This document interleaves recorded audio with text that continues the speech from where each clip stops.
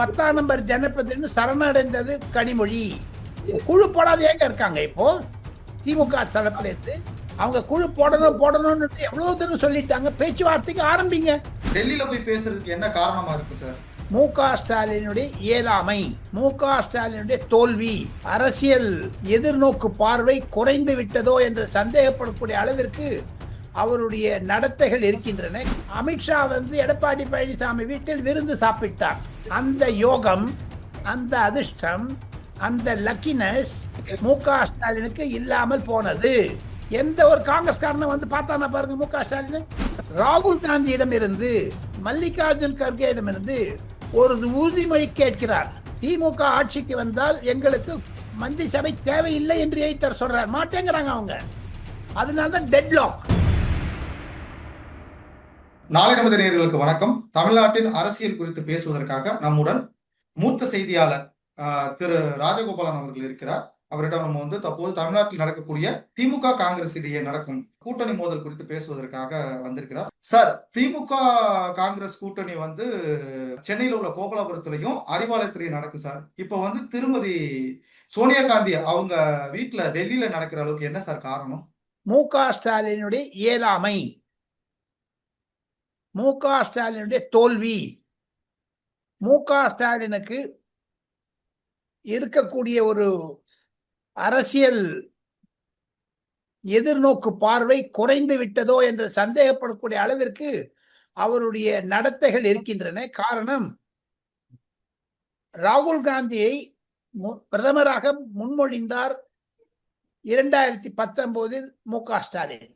2024 மு.க. ஸ்டாலின் அதே ராகுல் காந்தி பெயரை சொல்லாமல் யார் பிரதமராக வரக்கூடாது என்பதை திமுக நிர்ணயிக்கும் என்றார். 2024 மூன்றாவது முறையாக நரேந்திர மோடி திரும்ப வந்ததில் திராவிட முன்னேற்ற கழகத்திற்கு மூஞ்சியில் கரியை பூசினார்கள் வட இந்தியர்கள். ஆக மொத்தம் 2019க்கு 24க்கு இடையே 5 வருடங்களில் மிக வீழ்ச்சி வந்தது திமுகவிற்கு அகில இந்திய அளவில். அதனுடைய தோக்கம் தான் வீழ்ச்சி தான். 10ஆம் நம்பர் ஜனபதினு சரணடைந்தது கனிமொழி. ஆனால் இன்று பேசுகிறார்கள், எங்களுக்கு நான் போய் பார்த்து இண்டிவிஜுவலா பார்த்தேன்னு நேற்று NDTV நடந்த பேட்டியில கொடுத்துருக்காங்க சென்னையில. அது தப்பு. குழு போடாத ஏங்க இருக்காங்க இப்போ திமுக தரப்புல இருந்து? அவங்க குழு போடணும்னு எவ்வளவு தூரம் சொல்லிட்டாங்க. பேச்சுவார்த்தைக்கு ஆரம்பிங்க. ஆனால் இதில் பல கோணங்கள் இருக்கிறது அன்பரசன். எப்பவுமே ஒரு கூட்டணிங்கிறது சென்னையில தான் வச்சு பேசுவாங்க. ஏன்னா தமிழ்நாட்டு சட்டசபை தேர்தல் சென்னையில வச்சு தான் பேசுவாங்க. இது டெல்லியில போய் பேசுறதுக்கு என்ன காரணமா இருக்கு சார்? டெல்லி பேசுறதுக்கு காரணம் மு.க. ஸ்டாலினுடைய இன்எஃபிஷியன்சி, இயலாமை தான் காரணம். அவருக்கு இருந்த ஒரு கூர்மை, முதலில் 1 வருடம் 2 வருடங்களுக்கு இருந்த ஒரு அறிவு கூர்மை குறைந்து விட்டதோ என்ற அரசியல் கூர்மை இல்லாம போனது. ஒன்று, நரேந்திர மோடி அவர்கள் எடப்பாடி பழனிசாமியுடன் ஜனவரி 23ஆம் தேதி மதுராந்தகத்தில் மாபெரும் கூட்டம் போட்டு விட்டார்கள். பியூஷ் கோயல் எடப்பாடி பழனிசாமி சந்திக்க வருகிறார் சென்னைக்கு. ஜெய் பாண்டா என்பதை போட்டவுடன் அதற்கான ஒரு அடித்தளத்தை நடக்கிறார்.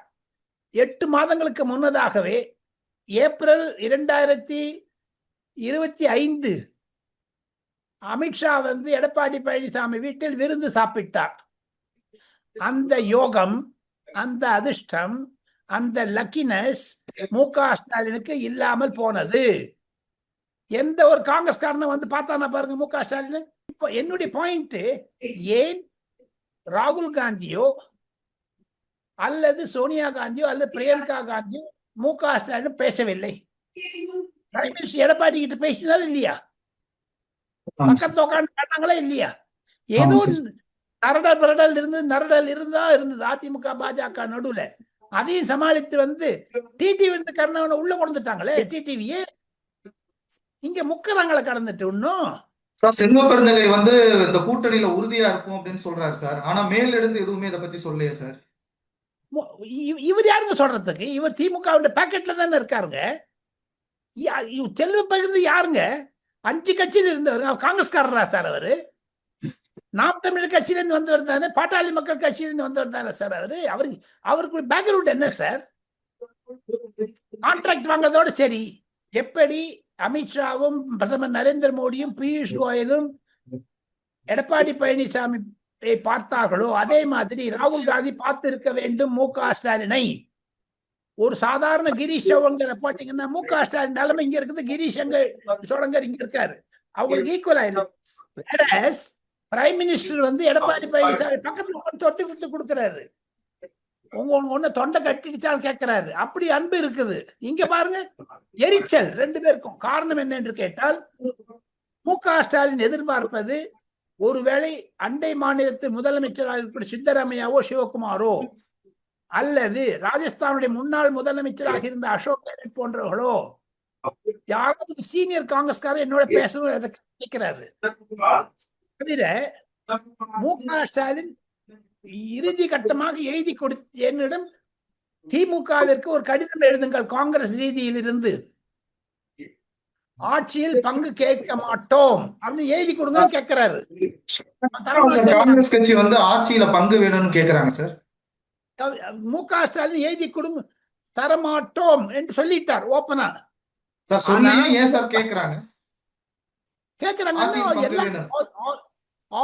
திமுக லூட் அடிக்கிறாங்கல்ல, பணத்தை உருட்டின்னு போறாங்கல்ல. இன்னைக்கு தேதியில அன்பரசன் திராவிட முன்னேற்ற கழகத்தில் ஒரு 50 குட்டி அதானிகள் இருக்கிறார்கள். ஒவ்வொரு திமுகவினுடைய மாவட்ட செயலாளர்கள் இல்லாம 13 மினிஸ்டர் மேல கேஸ் இருக்குமாப்பா தம்பி, 8 எம்பி மேல கேஸ் இருக்கு தம்பி, என்போர்ஸ்மெண்ட் டைரக்டரேட் இருந்து. அதெல்லாம் இதே மு.க. ஸ்டாலின் அவர்கள் ராகுல் காந்தியிடம் இருந்து மல்லிகார்ஜுன் கர்கேயிடம் இருந்து ஒரு உறுதிமொழி கேட்கிறார். திமுக ஆட்சிக்கு வந்தால் எங்களுக்கு மந்திரி சபை தேவையில்லை என்று எழுத்தர் சொல்றார். மாட்டேங்கிறாங்க அவங்க. அதனால்தான் டெட்லாக். அந்த அந்த ஒரு கூட்டணி என்பது முறிந்து விடுமோ என்ற நிலைமையில் இருக்கக்கூடிய காரணம் அதுதான். இரண்டாவது திராவிட மாடல்ங்கிறாரு நம்ம மு.க. ஸ்டாலின். இருக்கத்தக்கது யாரும் இல்லைங்கல. ஆனா ராகுல் காந்தி சொல்றாரு ஜார்க்கண்ட் மாடல் கொடுங்கன்னுட்டு. ஒண்ணு ஜார்க்கண்ட் மாடல் என்பது காங்கிரஸ் கண்டிப்பாக ஜார்க்கண்டில் வேறு ஊன்றி இருந்தது. அதை ஹேமந்த் சோரன் என்பவர் தன்னுடைய கட்சிக்காரனை சேர்த்து கொண்டு காங்கிரஸோடு சேர்த்து கொண்டு அங்க ஆட்சி நடக்கிறது. ஹேமந்த் சோரனுக்கு முழு பரிபூர்ண மெஜாரிட்டி இருந்தாலும் அவர் சொன்ன வாக்குறுதியை காப்பாற்றினார்.